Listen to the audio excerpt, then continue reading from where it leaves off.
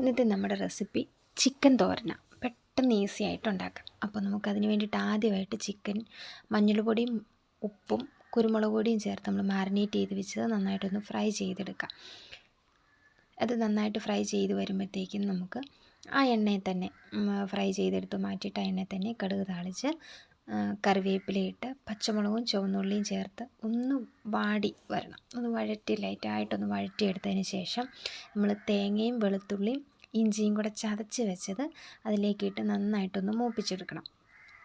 അപ്പോൾ ഈ സമയം നമുക്ക് നമ്മൾ വറുത്ത് വെച്ചിരിക്കുന്ന ചിക്കൻ ഒന്ന് ചോപ്പ് ചെയ്തെടുക്കണം. അപ്പോൾ ഈ അരപ്പ് റെഡി ആയതിന് ശേഷം നമുക്ക് ഈ ചോപ്പ് ചെയ്ത ചിക്കനും കൂടി അതിലേക്കിട്ട് നന്നായിട്ടൊന്ന് ഇളക്കി ഒരു 5 മിനിറ്റ് ഒന്ന് മൂടി വെച്ച് നമുക്കൊന്ന് വേവിക്കാം. ഓൾറെഡി ഫ്രൈഡ് ആയതുകൊണ്ട് ലൈറ്റായിട്ടൊന്ന് വെന്ത് വന്നാൽ മതി. അപ്പോൾ അതൊന്ന് മൂടി വെച്ച് റെഡി ആകുമ്പോഴത്തേക്കും അത് ഓക്കെ ആയിട്ട് വരുമ്പോഴത്തേക്കും നമുക്കതിലേക്ക് കുരുമുളക് പൊടിയും കുറച്ച് ഗരം മസാലയും കൂടെ ചേർക്കാം.